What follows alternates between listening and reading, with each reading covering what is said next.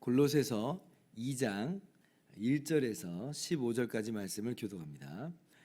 내가 너희와 라오디게아에 있는 자들과 무른데 육신의 얼굴을 보지 못한 자들을 위하여 얼마나 힘쓰는지를 너희가 알기를 원하노니, 이는 그들로 마음의 위안을 받고 사랑 안에서 연합하여 확실한 이해의 모든 풍성함과 하나님의 비밀인 그리스도를 깨닫게 하려 함이니, 그 안에는 지혜와 지식의 모든 보화가 감추어져 있느니라.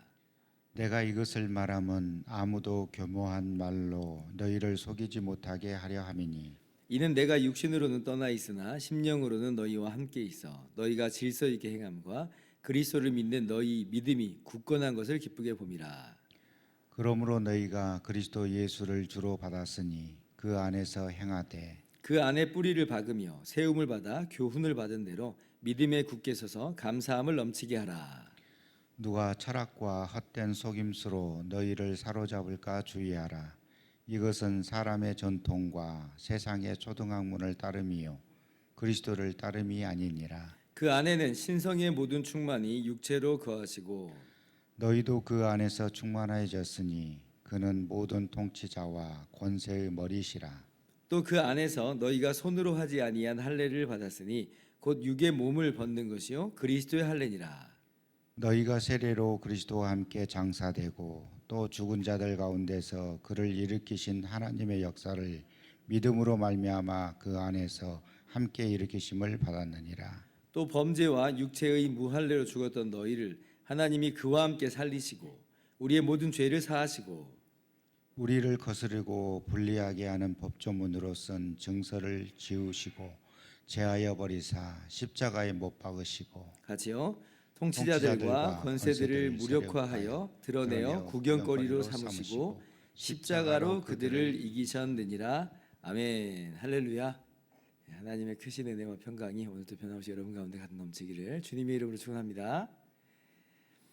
골로새 교회는 바울에게서 인정받고 칭찬받는 그런 교회였지만 당시 초대 교회들이 공통적으로 겪어 있었던 대로 이단이 골로새 교회 안에서도 출현했음을 우리가 알 수가 있습니다.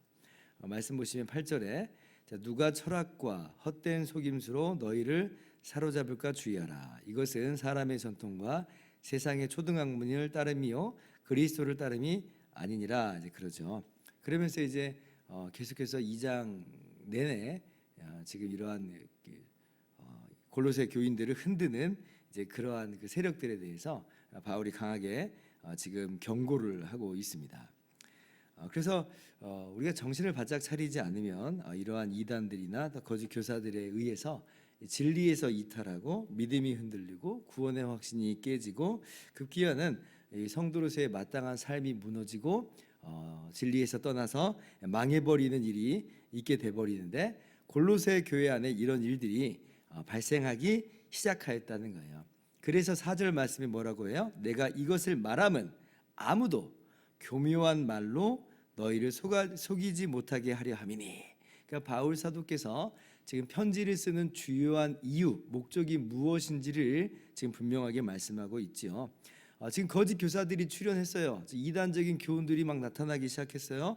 그래서 자꾸 속아 넘어가는 사람들이 있으니까, 또 속이는 사람들이 있으니까 바울 사도께서 분명하게 지금 계속 수고를 마다하지 않고 열심히 진리에 대해서 그리스도에 대해서 내가 이야기하겠다는 겁니다. 그래서 골로새 교회가 진리 안에 바로 설 수 있도록 그렇게 하겠다는 거죠. 우리가 그 이단에 대해서 거짓 교사들에 대해서 정신을 바짝 차리질 않으면 이런 일들이 우리 주변에서도 쉽게 있을 수 있다는 걸 우리가 좀 경각심을 갖고 깨달을 필요가 있습니다. 뭐 가장 대표적인 예가 우리나라에도 이단들 사이비들이 있는데 뭐 신천지 같은 아주 고약한 사이비들은 심지어 교묘하게 이제 사람을 속이기까지 하면서 침투를 한다 그러죠.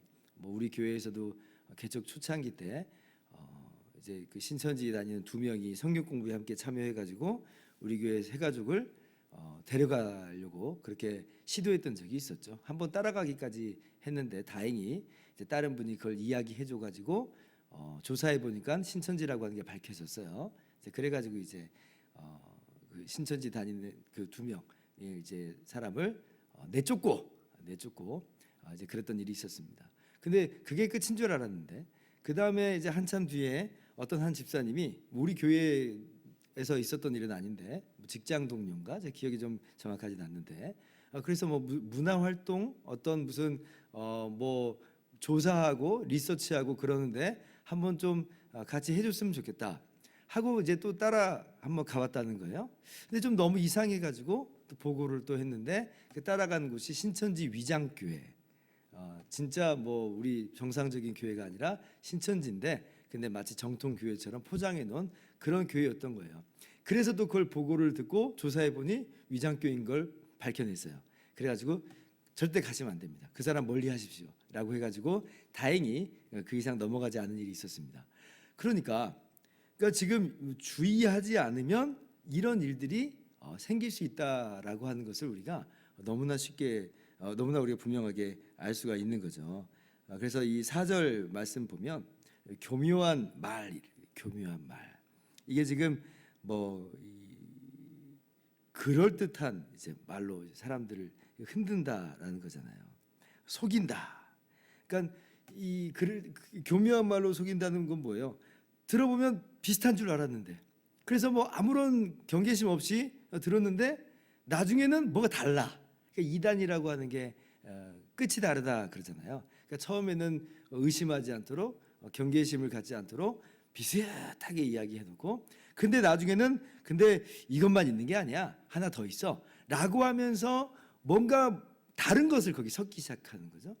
그러면서 하나하나 좀 이렇게 끌고 나가면서 결국 끝부분을 다르게 가면서 이 사람들을 미혹하는 것들을 이제 보게 됩니다. 그래서 듣다 보면 우리가 거기에 그냥 홀라당 넘어가 버리는 거예요. 왜 이단들에 넘어가는가? 처음부터 너 틀렸어 그거 아니야. 이제 그러면 사람들이 반발심이 또 있어서 잘 따라가지 않는데 비슷하게 이야기를 하니까 그런 것 같고 또 거기에 새로운 것도 알려주니까 또 참신하고 거기에다 대고 이제 거짓 교리들을 이제 집어넣기 시작하니까 절반의 진리를 갖고 접근하는 게 더 무서운 거예요. 그래서 절반의 진리를 갖고 접근하는데 나머지 절반은 거짓 교리를 섞어버리거든요. 그래서 우리가 정말 주의를 해야 됩니다. 오늘 말씀을 그래서 첫 번째로 우리가 이렇게 적용을 해야 되는 것인데 경계심을 늦추지 말고 항상 주의하자라고 하는 거예요. 아까 8절 말씀 뭐라고 말씀해요? 누가 철학과 헛된 속임수로 너희를 사로잡을까? 주의하라 그랬죠. 주의하라. 그러니까 경계심을 풀지 말고 그러한 이 주의를 기울이는 그러한 모습을 우리가 가져야 한다는 것입니다. 그리고 두 번째 우리가 오늘 말씀을 적용할 건 뭐냐면 오직 예수 그리스도만으로 만족하자라고 하는 거예요.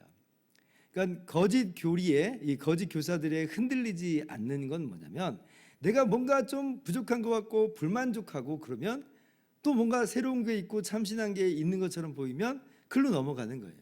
그런데 우리가 예수 그리스도로 만족을 한다면 그러면 그 안에서 우리가 넘어지지 않는 강한 힘이 거기서 생기는 거죠. 우리가 정말 예수 그리스도만으로 충분하게 만족하는가? 아니면 내가 예수님을 믿긴 하지만 예수님 말고 또 예수님에 더하여서 뭔가 필요한 것 아닌가? 우리 스스로도 한번 생각을 할 필요가 있어요. 그리고 오늘 마음을 다시 한번 붙잡는 거죠. 예수 그리스도만으로 만족하자. 우리가 왜 예수 그리스도만으로 충분히 만족할 수 있냐면 2절 하반절부터 보세요. 자, 하나님의 비밀인 그리스도를 깨닫게 하려 함이니 그러죠. 우리가 어저께도 그리스도께서 바로 하나님의 비밀이다 하는 내용을 주일날 말씀을 나눴어요. 근데 3절 말씀 뭐라고 말씀해요? 같이 한번 읽어봅시다. 시작. 그 안에는 지혜와 지식의 모든 보화가 감추어져 있느니라. 지금 하나님의 비밀인 그리스도 바로 그분께 지혜와 지식의 모든 보화가 감추어져 있다. 왜 주 예수 그리스도만으로 만족할 수 있냐면 예수님 안에 지혜와 지식의 모든 보화가 감춰져 있기 때문에 그래요. 그분께 모든 지식과 지혜가 모든 보화가 있기 때문에 그렇습니다. 그러니까 아니 여기에 지금 모든 보화가 있는데 다른 것을 갈 필요가 있어요, 없어요? 다른 것을 이리저리 기웃기웃거릴 이유가 전혀 없는 거예요.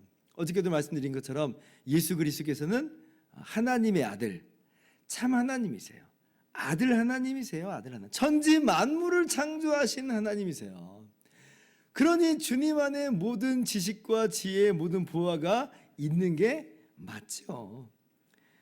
9절도 보세요. 그 안에는 신성의 모든 충만이 육체로 거하시고. 예수 그리스도께서는 신성이시다. 신성의 모든 충만이 있다. 진정한 참 하나님이다라고 하는 거예요.